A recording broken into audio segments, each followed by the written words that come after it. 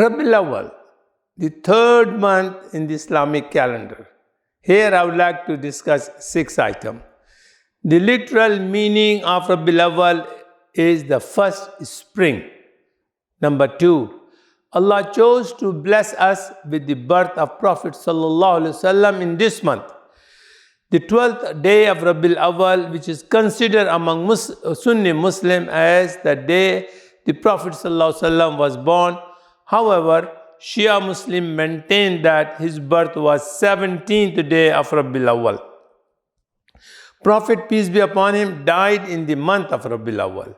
Lastly, it was that during Rabiul Awwal the Prophet united the Yathrib tribes and performed hijrah, which is migration. Lastly, it was Rabiul Awwal month in which Prophet ﷺ and Abu Bakr Siddiq radiyallahu anh enter Medina. Thank you.